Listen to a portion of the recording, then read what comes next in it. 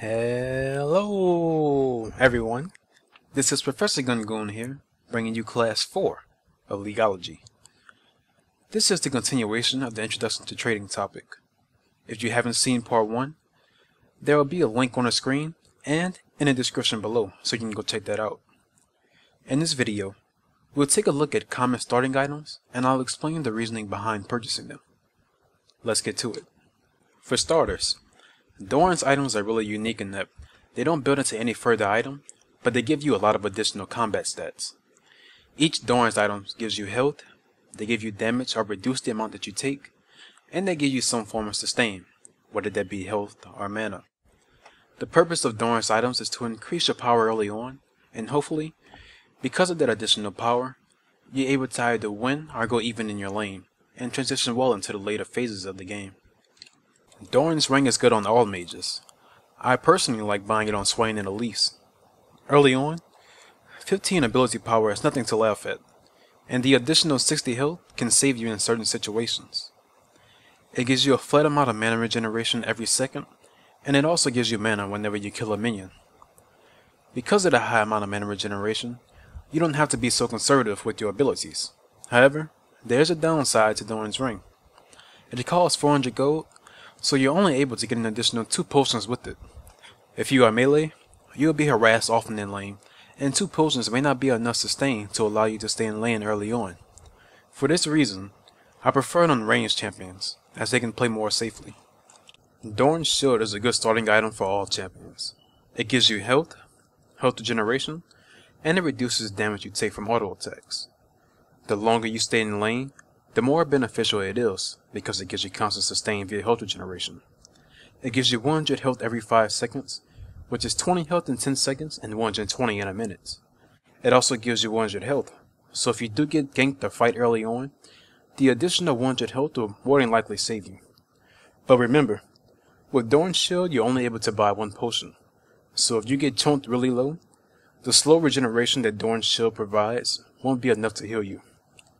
And for the last Doran's item, we have Doran's Blade. Doran's Blade is more commonly seen on ranged champions. The reason for this is, Doran's Blade costs 475 gold, which means you do not have additional gold to buy potions.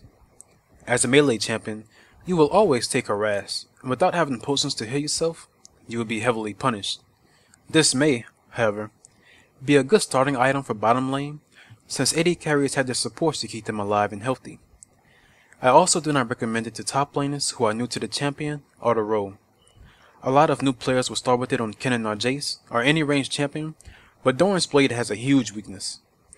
You have no sustain unless you auto attack, which means if you get chomped and lose most of your health, you have to rely on base regeneration or go back to base and heal.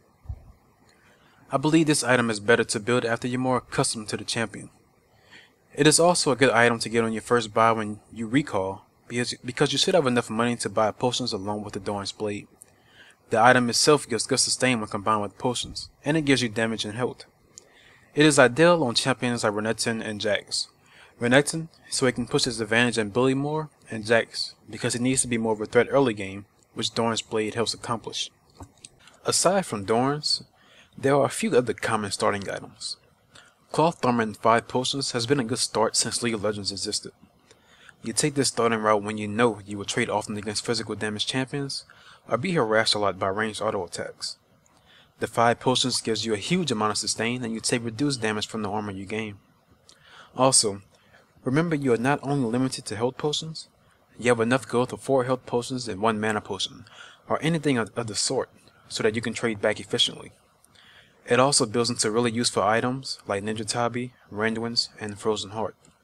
Next, there's the Crystalline Flask. This item is pretty unique in that every time you go to your fountain, it gains charges. It's like a potion, but permanent and comes with 3 charges. Each charge gives you health and mana, allowing you to use your skills and trade often in lane while having excellent sustain. If you do go Flask, you can also get an additional 3 potions, or if you think Flask and 1 potion is enough, you can also purchase a ward at the start, which can be very helpful. Flask is a good start for any champion that wants mana and health sustain. Ideally, you want to purchase this at the start of the game to get the most effectiveness out of it. The item does not give you any additional combat stats, but the fact that it gives constant sustain all throughout the game makes it an excellent pickup. And last but not least, there is the Red Elixir. At early levels, it gives you about an extra 120 to 150 health and an additional 15 attack damage for 3 minutes. This item costs 350 gold, so you can also purchase 3 potions along with it. This may sound like a really good starting item, but the fact that it only lasts for 3 minutes is a huge turnoff. If you don't gain an advantage in your lane, and the enemy chooses a permanent item, one could say you lost 350 gold that could have gone towards a better item. The strength in this item is that it allows you to blade the enemy early on, because they cannot fight you evenly with the additional combat stats the elixir provides. These 6 starting items are usually what you will see. However, there are cases where a player will want to rush an item and will start with an item that builds into it. I know that may sound confusing, so for example, maybe as Oriana, you want to rush a chalice or a tear of the goddess, so you start the game with a fairy charm or 2 and potions. Or maybe as Tryndamere, you start with the longsword, so that you can get a vampiric scepter as soon as possible. None of these are bad choices. It all depends on how you want to play the laning phase. Do you want to focus more on farming and building up a late game? Then you might want to rush a tear of the goddess, so you can start getting stacks for a faster Saracen Brace. Do you want to play really aggressively and try to snowball your lane? If so, consider starting with the Red Elixir. What you may want to build will vary from champion to champion, but you can never go wrong with the 6 options I discussed earlier. Now that we have a game plan and an outline of how you want the game to progress during the laning phase, it is now time to put it to use and come out victorious. Remember, early game is very important, and these steps need to be followed in order to fully understand how your matchup will be played at the start. This is where you cruise to victory, ride on a bumpy road, or get a flat tire and sit at the defeat screen. I would like to close the video out by reminding you to think while you play. Think about which items you should get and why. When you perform an action, consider the alternatives and decide if that was the best course of action. Thinking while you play is the best way to improve. Hopefully, you learned something from this video, and I hope you enjoyed it. Feel free to comment below, and if you did enjoy it, be sure to give the video a thumbs up and subscribe. Thanks for watching. GonGoon signing out. Peace.